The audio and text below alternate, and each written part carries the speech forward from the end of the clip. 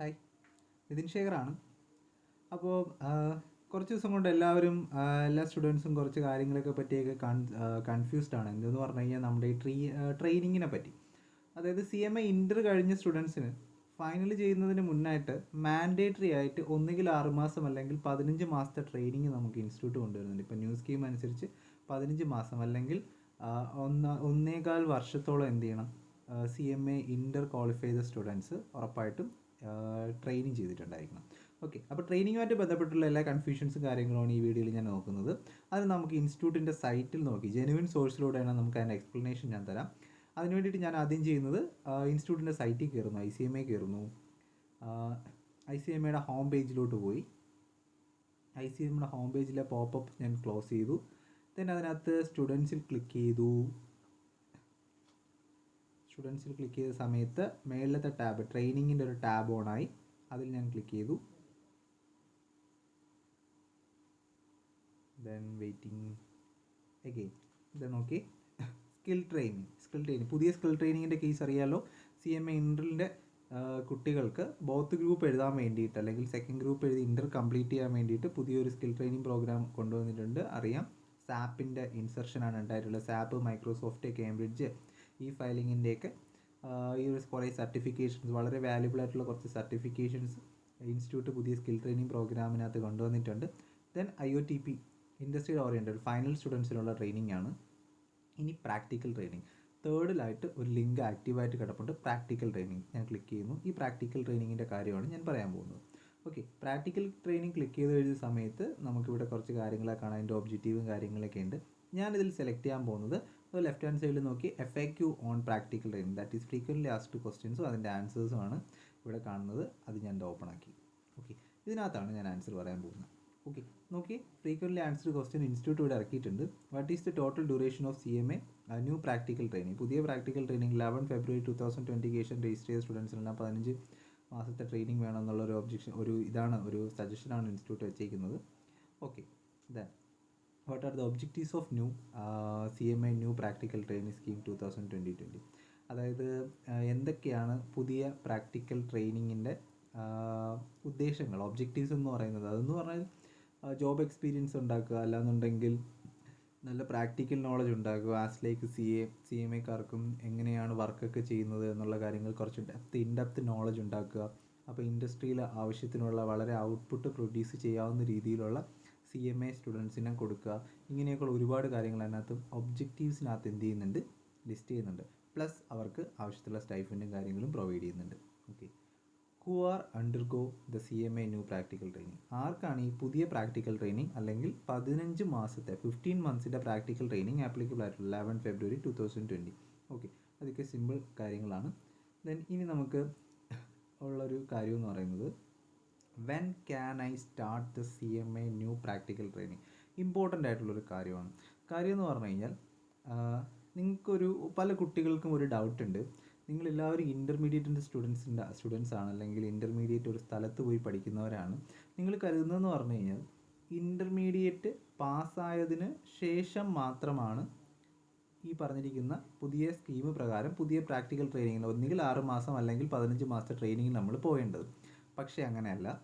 നമ്മൾ എപ്പോഴാണോ ഇൻ്റർ രജിസ്റ്റർ ചെയ്യുന്നത്, ആ രജിസ്റ്റർ ചെയ്യുന്ന മാസം മുതൽ അല്ലെങ്കിൽ രജിസ്റ്റർ ചെയ്യുന്ന ടൈം മുതൽ തുടങ്ങി CMA ഫൈനൽ കംപ്ലീറ്റ് ചെയ്യുന്നതിന് മുമ്പേ, ഓക്കെ, ഇൻ്ററിന് രജിസ്റ്റർ ചെയ്യുന്ന ടൈം മുതൽ തുടങ്ങി ഫൈനൽ കംപ്ലീറ്റ് ചെയ്യുന്നതിന് മുമ്പേ നമുക്ക് എന്ത് ചെയ്താൽ മതി, ഈ പറഞ്ഞിരിക്കുന്ന പ്രാക്ടിക്കൽ ട്രെയിനിങ് കംപ്ലീറ്റ് ചെയ്താൽ മതി. ഇത് എഴുതിയിട്ടുണ്ട്. Fourth, when should I start to CMA new practical training?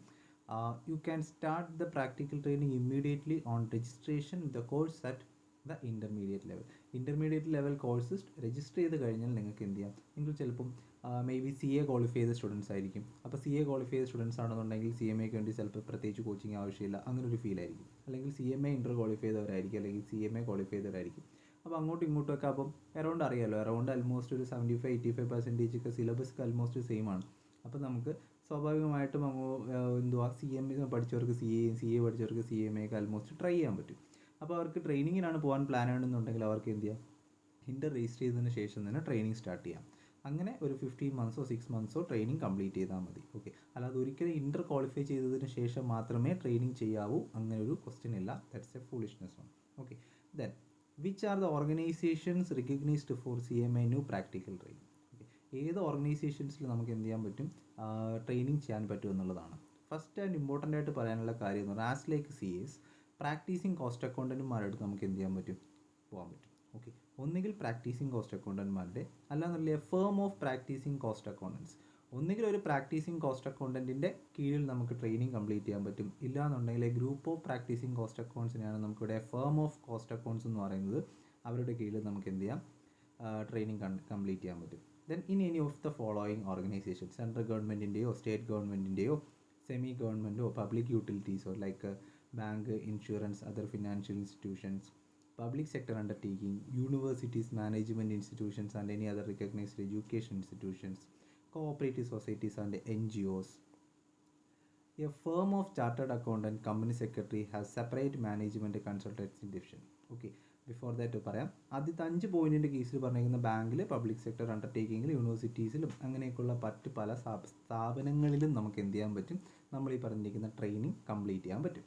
ഈ 6th പോയിൻ്റ് എന്ന് പറഞ്ഞിരിക്കുന്നതെന്ന് പറഞ്ഞു കഴിഞ്ഞാൽ, if the firm of chartered accounts or companies secretaries has separate management consultant division and if applicant has exclusively worked in that division, credence to the such service is given on percentage basis depending on the nature of job related to the cost management accounting, financial accounting, taxation, MIS or of similar nature size of the firm, nature of duties handled by the applicant size of the client company. Simply പറയാം, ഒരു chartered അക്കൗണ്ടൻറ്റിൻ്റെ കീഴിലോ അല്ലെങ്കിൽ ഒരു firm of chartered അക്കൗണ്ടൻറ്റിൻ്റെ കീഴിലോ company സെക്രട്ടറീസിൻ്റെ ഫേമിലോ ആണ് ഒരു CMA student training complete ചെയ്യാൻ വേണ്ടി പോകുന്നതെന്നുണ്ടെങ്കിൽ അവർക്ക് എന്തുണ്ടായിരിക്കണം, ഒരു സെപ്പറേറ്റ് മാനേജ്മെൻറ്റ് കൺസൾട്ടൻസി ഡിവിഷൻ ഉണ്ടായിരിക്കണം. ഓക്കെ, ആ ഏരിയയിലായിരിക്കണം ഈ പറഞ്ഞിരിക്കുന്ന CMA ഇൻ്റർ കഴിഞ്ഞിട്ട് ട്രെയിനിങ്ങിന് പോകുന്ന കുട്ടികൾ ട്രെയിനിങ് ചെയ്യേണ്ടത്, സെപ്പറേറ്റ് മാനേജ്മെൻറ്റ് കൺസൾട്ടൻസി ഡിവിഷനിൽ. ഓക്കെ, അവരവിടെ നിന്ന് ഡീല് ചെയ്യുന്ന ആസ്പെക്ട്സ് എന്ന് പറയുന്നത് മാനേജ്മെൻറ്റ് അക്കൗണ്ടിങ്, ഫിനാൻഷ്യൽ അക്കൗണ്ടിങ്, ഇങ്ങനെയൊക്കെയുള്ള കാര്യങ്ങളായിരിക്കണം അവരവിടെ ഡീൽ ചെയ്യുന്നത്. അങ്ങനെയുള്ളവർക്ക് എന്ത് ചെയ്യാൻ പറ്റും, ഈ പറഞ്ഞിരിക്കുന്ന ട്രെയിനിങ് ഫേം ഓഫ് ചാർട്ടേഡ് അക്കൗണ്ട്സിൻ്റെ കീഴിലോ ഫേം ഓഫ് കമ്പനി സെക്രട്ടറീസിൻ്റെ കീഴിലോ ചെയ്യാൻ പറ്റും. ആ ഫേമിനകത്ത് സെപ്പറേറ്റ് മാനേജ്മെൻറ്റ് കൺസൾട്ടൻസി വിങ് ഉണ്ടായിരിക്കണം. ആ വിങ്ങിലായിരിക്കണം ഈ പറഞ്ഞിരിക്കുന്ന ട്രെയിനിങ് ജോലി ചെയ്യേണ്ടത്. Then CACS articleship will not be set off entertained not to be recognized for CMA practical training. CMA സ്റ്റുഡൻസിനോ CA complete ചെയ്തുകൊണ്ടിരിക്കുന്ന കുട്ടികൾക്കുള്ള ആർട്ടിക്കിൾഷിപ്പോ CSൻ്റെ ട്രെയിനിങ്ങോ ഒന്നും നമുക്ക് എന്ത് ചെയ്യത്തില്ല, CMAയുടെ പ്രാക്ടിക്കൽ ട്രെയിനിങ്ങിന് അഗെയിൻസ്റ്റ് ആയിട്ട് സെറ്റ് ഓഫ് ചെയ്യാനുള്ള ഒരു പോസിബിലിറ്റി ഇല്ല. Then management consultant in individual capacity depending on the size of the firm, nature of the duties handled by the applicant relating to the cost and management accounting, financial accounting, taxation, okay, etc. അത് management consulting individual capacity ഉള്ള management കൺസൾട്ടിങ്ങിൻ്റെ കേസാണ് പറഞ്ഞിരിക്കുന്നത്. Then പിന്നെ ഒരു കാര്യം എന്ന് പറഞ്ഞു കഴിഞ്ഞാൽ 8th പോയിന്റിൽ കുറച്ച് കാര്യങ്ങൾ പറഞ്ഞിട്ടുണ്ട്. ഇൻ എനി അതർ ഓർഗനൈസേഷൻസ്, നമ്മൾ ഈ വേറെ ഏതെങ്കിലും ഓർഗനൈസേഷൻസിലാണ് ജോലി ചെയ്യുന്നതെന്നുണ്ടെങ്കിൽ മിനിമം അവരുടെ ടേൺ ഓവർ എന്ന് പറയുന്നത് നമ്മൾ മേളിൽ ലിസ്റ്റ് ചെയ്തിരിക്കുന്നതിനേക്കാൾ വേറെ ഏതെങ്കിലും സ്ഥലത്താണ്, മാനേജ്മെൻറ്റ് കൺസൾട്ടിങ് ഉൾപ്പെടെയുള്ള സ്ഥലങ്ങളിൽ നമുക്ക് ചെയ്യാം. അപ്പം ഇതിലല്ല വേറെ ഏതെങ്കിലും സ്ഥലത്താണ് പോകുന്നതെന്നുണ്ടെങ്കിൽ സിംപിളി നമുക്ക് പറയാവുന്നത്, നമുക്കൊരു ഓർഗനൈസേഷനെ കണ്ടു കഴിഞ്ഞാൽ അല്ലെങ്കിൽ ഓർഗനൈസേഷൻ അറിഞ്ഞു കഴിഞ്ഞാൽ ആ ഓർഗനൈസേഷനിൽ പോയി ട്രെയിനിങ് ചെയ്ത് കഴിഞ്ഞാൽ നമ്മുടെ ട്രെയിനിങ് ഇൻസ്റ്റിറ്റ്യൂട്ട് അക്സെപ്റ്റ് ചെയ്യുമോ എന്നുള്ളൊരു ചോദ്യമുണ്ട്. അപ്പോൾ അത് നമ്മൾ മനസ്സിലാക്കേണ്ടത് ഇങ്ങനെയാണ്, ടേൺ ഓവർ ഒരു സർവീസ് സെക്ടറിൽ ജോലി ചെയ്യുന്ന കമ്പനിയാണോ എന്നുണ്ടെങ്കിൽ, ഒരു സർവീസ് സെക്ടറിലാണ് ഒരു ഫേം ഒരു ഓർഗനൈസേഷൻ റൺ ചെയ്യുന്നതെന്നുണ്ടെങ്കിൽ അവരുടെ ടേൺ ഓവർ 25 lakhs ഉണ്ടായിരിക്കണം. ഓക്കെ, 25 lakhs കൂടുതൽ ടേൺ ഓവർ ഉള്ളതായിരിക്കണം, ആനുവൽ ടേൺ ഓവറാണ്. അതല്ലാന്നുണ്ടെങ്കിൽ നോർമൽ ഇനി അതർ കേസാണ്, അതർ ദാൻ സർവീസ് സെക്ടർ ആണോ എന്നുണ്ടെങ്കിൽ 50 lakhs കൂടുതൽ ഉണ്ടായിരിക്കണം. ഓക്കെ, 50 lakhs കൂടുതൽ ടേൺ ഓവറുള്ള കമ്പനീസിൽ അല്ലെങ്കിൽ ഓർഗനൈസേഷനിൽ എന്ത് ചെയ്യാം, നമുക്ക് ട്രെയിനിങ് കണ്ടക്ട് ചെയ്യാം. ദെൻ അടുത്ത 9th പോയിന്റ് എന്ന് പറയുന്നത് other organisations approved by council approve ചെയ്തിരിക്കുന്ന വേറെ എന്തെങ്കിലും. ഓക്കെ, ദെൻ നമ്മൾ ഇങ്ങനെ ഈ ഒരു റിക്വസ്റ്റ് ആയിട്ടുള്ള ട്രെയിനിങ് സ്കീമിനകത്ത് നമുക്ക് പഠിക്കേണ്ട കാര്യങ്ങൾ അല്ലെങ്കിൽ എന്തൊക്കെ ഏരിയാസാണ് നമ്മൾ പ്രാക്ടിക്കൽ ട്രെയിനിങ് സ്കീമിനകത്ത് വരുന്നത്, management accounting, cost accounting, financial accounting, management auditing, regulatory compliances, direct tax, indirect tax, project management, banking operation, insurance, insolvency valuation, final services, അങ്ങനെ കുറച്ച് കാര്യങ്ങൾ ഇമ്പോർട്ടൻ്റ് ആയിട്ടുള്ള കുറച്ച് കാര്യങ്ങൾ എന്ത് ചെയ്യുന്നുണ്ട്, ഇൻസ്റ്റിറ്റ്യൂട്ട് പറയുന്നുണ്ട്. ഇതെല്ലാം നമ്മൾ എന്ത് ചെയ്യണം, ആ ട്രെയിനിങ്ങിൻ്റെ പാർട്ടായിട്ട് വരുന്ന ഏരിയാസാണ്, നമ്മൾ ഹാൻഡിൽ ചെയ്യേണ്ട, നമ്മൾ പ്രിപ്പയർഡ് ആവേണ്ട ഏരിയാസാണ്. ദെൻ പിന്നെ ഇമ്പോർട്ട് വരുന്ന കുറച്ച് ഫോംസ് ആണ്, T1, T2, T3, T4, T5 എന്നൊക്കെ പറഞ്ഞ് കുറച്ച് ഫോംസ് ഉണ്ട്, ട്രെയിനിങ്ങുമായിട്ട് റിലേറ്റഡ് ഉള്ള ഫോംസ് ആണ്. അത് ഞാൻ കുറച്ച് ഇതിനേക്കാൾ കുറച്ചുകൂടി ഡീറ്റെയിൽ ആയിട്ടൊരു വീഡിയോ പ്രത്യേകം ചെയ്യണം, അതിന് ചെയ്യുന്നതായിരിക്കും. ദെൻ ഫോംസിൻ്റെ കേസ് ഞാൻ ജസ്റ്റ് ഒന്ന് സ്കിപ്പ് ചെയ്യാണ്. ദെൻ ന്യൂ പ്രാക്ടിക്കൽ ട്രെയിനിൻ്റെ കേസൊക്കെ പറഞ്ഞു. 30 days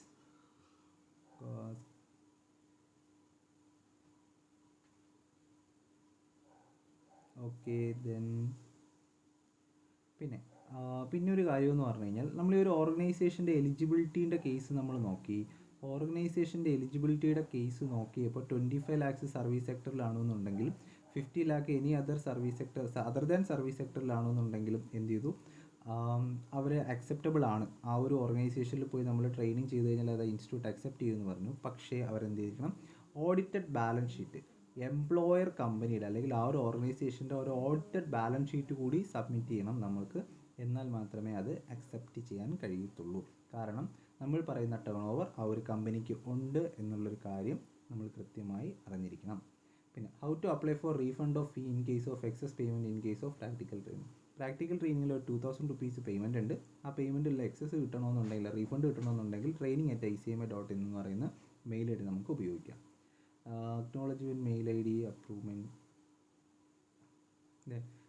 അപ്പോൾ ഏതൊക്കെ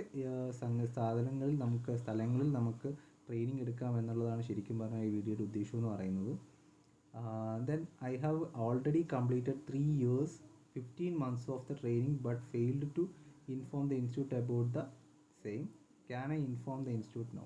ഓക്കെ, അതായത് അവർ ഓൾറെഡി എന്ത് ചെയ്തിട്ടുണ്ട്, 3 yearsൻ്റെ ഒരു ട്രെയിനിങ് കണ്ടക്ട് ചെയ്തിട്ടുണ്ട് അല്ലെങ്കിൽ അറ്റൻഡ് ചെയ്തിട്ടുണ്ട്, അല്ലെങ്കിൽ 15 monthsൻ്റെ ഒരു ട്രെയിനിങ് അറ്റൻഡ് ചെയ്തിട്ടുണ്ട്. പക്ഷേ അവർ ഇൻസ്റ്റിറ്റ്യൂട്ടിന് എന്ത് ചെയ്തിട്ടില്ല, ഇൻഫോം ചെയ്തിട്ടില്ല. ഓക്കെ, അത് നമുക്ക് ചെയ്യാൻ കഴിയുമെന്നുള്ളതാണ്. ചെയ്യാൻ കഴിയും. Yes, you should immediately inform the institute with application for reason of delay or upload the respective forms. Okay, respective forms T1 T2 T3 ഞാൻ പറഞ്ഞില്ലേ, ആ ഫോംസൊക്കെ അപ്ലോഡ് ചെയ്യാൻ നമ്മൾ ഓൾറെഡി കുറച്ച് ലേറ്റായി പോയി. ആ ലേറ്റായി പോയുള്ള റീസൺ കാണിച്ചുകൊണ്ടുള്ള ഒരു ഷോക്കോസ് അല്ലെങ്കിൽ ആ ഒരു റീസൺ നമ്മൾ ഇൻസ്റ്റിറ്റ്യൂട്ടിനെ കൃത്യമായി ഇൻഫോം ചെയ്ത് കഴിഞ്ഞാൽ മതി, നമുക്ക് എന്ത് ചെയ്യാൻ പറ്റും, അത് ചെയ്യാൻ പറ്റും. പിന്നെ ഇനി ഇമ്പോർട്ടൻ്റ് ആയിട്ട് വരുന്ന ഒരു കാര്യമുണ്ട്. കുറച്ച് ഫോംസിൻ്റെ കാര്യങ്ങളാണ് ഞാനിതിവിടെ വിടുന്നത് ശരിക്കും പറഞ്ഞു കഴിഞ്ഞാൽ. ആ കാര്യങ്ങളൊക്കെ ഞാൻ വിടുന്നു. ദെൻ ഇനി ഞാൻ പറയാനുള്ളതെന്ന് പറഞ്ഞു കഴിഞ്ഞാൽ സ്റ്റൈഫൻഡിൻ്റെ ഒരു കേസ് ഇതിനകത്ത് ഞാൻ പറയാനുള്ളതാണ്. സ്റ്റൈഫൻ്റെ കേസ് എന്ന് പറയുന്നത് നമ്മളൊരു പ്രാക്ടീസിങ് കോസ്റ്റ് അക്കൗണ്ട്സിൻ്റെ കീഴിലാണ് വർക്ക് ചെയ്യുന്നതെന്നുണ്ടെങ്കിൽ ഫസ്റ്റ് ഇയറിൽ 2000 rupees ആയിരിക്കും. പ്രാക്ടീസിങ് കോസ്റ്റ് അക്കൗണ്ടൻറ്റിൻ്റെയോ ഫേം ഓഫ് കോസ്റ്റ് അക്കൗണ്ട്സിൻ്റെ കീഴിലാണ് പ്രാക്ടിക്കൽ ട്രെയിനിങ് നടത്തുന്നതെന്നുണ്ടെങ്കിൽ ഫസ്റ്റ് ഇയർ 2000 rupees ഉള്ളൂ സ്റ്റൈഫൻഡ്. സെക്കൻഡ് ഇയർ ആകുമ്പോൾ 3000 ആവും. തേർഡ് ഇയർ ആകുമ്പോൾ അത് 4000. ഓരോ വർഷവും 1000 rupees വെച്ചായിരിക്കും ഇൻക്രിമെൻറ്റ് വരിക. അത് കോർപ്പറേറ്റ് ഓർഗനൈസേഷൻസിലാണെന്നുണ്ടെങ്കിൽ 8000 rupees ഉണ്ടാവും ഫസ്റ്റ് ഇയറിൽ. അതല്ല, അത് എ ഗ്രേഡ് സിറ്റീസ് മെട്രോപൊളിറ്റൻ സിറ്റീസിലാണ് നമ്മൾ ജോലി ചെയ്യുന്നുണ്ട്, ഒരു 2000 rupees കൂടെ കൂടുതൽ കിട്ടും. ദാറ്റ് ഈസ് 10,000 rupees ഫസ്റ്റ് ഇയറിൽ കിട്ടും. സെക്കൻഡ് ഇയർ ആവുകയാണെന്നുണ്ടെങ്കിൽ അത് നോർമൽ സിറ്റീസിൽ 10,000ഉം മെട്രോപൊളിറ്റൻ സിറ്റീസ് അല്ലെങ്കിൽ എ ഗ്രേഡ് സിറ്റീസിൽ 12,500 കിട്ടും. തേർഡ് ഇയർ ആണെന്നുണ്ടെങ്കിൽ അത് 12,000 rupees കിട്ടും. അല്ലാന്നുണ്ടെങ്കിൽ മെട്രോപൊളിറ്റൻ സിറ്റീസിലൊരു 15,000 rupees കിട്ടും. ഇനി പറയാനുള്ളൊരു ഇമ്പോർട്ടൻ്റ് ആയിട്ടുള്ള കാര്യം എന്ന് പറയുന്നത് practising cost accountant, that is associate members ആയിട്ടുള്ള ACMA ആയിട്ടുള്ള പ്രാക്ടീസിങ് കോസ്റ്റ് അക്കൗണ്ടൻറ്റ്മാർക്ക് അവരുടെ കീഴിൽ number of trainees at a time 10 ട്രെയിനീസിന് എന്ത് ചെയ്യാൻ പറ്റും, വെക്കാൻ പറ്റും. ഓക്കെ, ദെൻ FCMAs ആയിട്ടുള്ള അല്ലെങ്കിൽ പ്രാക്ടീസിങ് കോസ്റ്റ് അക്കൗണ്ടൻറ്റ് FCMA ആയിട്ടുള്ള ആളുകളുടെ കീഴിലാണെന്നുണ്ടെങ്കിൽ 15 പേരെ അറ്റ് എ ടൈം ട്രെയിനി ആയിട്ട് വെക്കാൻ പറ്റും. ഓക്കെ, ഇപ്പം CMA പഠിച്ച് പാസ്സായി മറ്റേ ട്രെയിനിങ് നമ്മുടെ അസോസിയേറ്റ് മെമ്പേഴ്സ് ആയിട്ട് വർക്ക് ചെയ്യുന്ന പ്രാക്ടീസിങ് കോസ്റ്റ് അക്കൗണ്ട്സ് ആണെന്നുണ്ടെങ്കിൽ അറ്റ് എ ടൈം 10 ആളുകളെയാണ് എന്ത് ചെയ്യേണ്ടത്, നമുക്ക് ഈ പറഞ്ഞിരിക്കുന്ന CMA ഇൻ്റർ കഴിഞ്ഞ് ഫൈനൽ കംപ്ലീഷന് വേണ്ടിയിട്ടുള്ള ട്രെയിനിങ് പ്രൊവൈഡ് ചെയ്യാൻ വേണ്ടിയിട്ട് നമ്മുടെ കീഴിൽ വെക്കാൻ കഴിയുക. ദെൻ FCMAs ആയിട്ടുള്ള അല്ലെങ്കിൽ ഫെലോ മെമ്പേഴ്സ് ആയിട്ടുള്ള CMA മെമ്പേഴ്സിന് 15 പേര് എന്ത് ചെയ്യാൻ പറ്റും, at a time training provide ചെയ്യാൻ പറ്റും. ഓക്കെ, ദെൻ ഇത്രയാണ് ഇതിനകത്തുള്ളത്. പിന്നെ for future queries on practical training where I can approach, you may drop in an email at training@icma.in or call at 033403644750. വിളിച്ചാൽ കിട്ടുമെന്ന് അറിയത്തില്ല, പക്ഷേ എന്താണെങ്കിലും മെയിൽ ഐ ഡി നമുക്ക് ട്രെയിനിങ്ങിൻ്റെ കമ്മ്യൂണിക്കേഷന് വേണ്ടിയിട്ടുള്ളതാണ്. ട്രെയിനിങ്ങിന് വേണ്ടിയിട്ടുള്ള കമ്മ്യൂണിക്കേഷന് വേണ്ടി ഈ മെയിൽ ഐ ഡി നമുക്ക് എന്ത് ചെയ്യാം, ഉറപ്പായിട്ട് ഉപയോഗിക്കാം. ഓക്കെ, അപ്പോൾ ട്രെയിനിങ്ങിന് വേണ്ടിയിട്ട് ഞാൻ ഇതിനകത്ത് പറയാൻ ഉദ്ദേശിച്ചിരുന്ന കാര്യങ്ങൾ ഇതൊക്കെയാണ്. നിങ്ങൾക്ക് ഏതൊക്കെ സ്ഥലത്താണ് ട്രെയിനിങ്ങിന് വേണ്ടി പോകേണ്ടത്, ആർക്കൊക്കെയാണ് ട്രെയിനിങ് കിട്ടേണ്ടത്, പോയി കഴിഞ്ഞാൽ എൻ്റെ സ്റ്റൈഫൻഡ് എങ്ങനെയാണ്, കമ്മ്യൂണിക്കേഷൻ എങ്ങനെയാണ് എന്നുള്ള കാര്യങ്ങളാണ്. ഈ ഫോംസുമായിട്ട് റിലേറ്റ് ചെയ്തിട്ടുള്ള കാര്യങ്ങൾ ഞാനൊന്നും ചെയ്തിട്ടില്ല. അത് നമുക്ക് എന്ത് ചെയ്യാം, ഞാൻ വേറൊരു വീഡിയോയിലത് കുറച്ചുകൂടി ഡീറ്റെയിൽ ആയിട്ട് പറയേണ്ട കാര്യങ്ങളാണ്. Okay, thank you.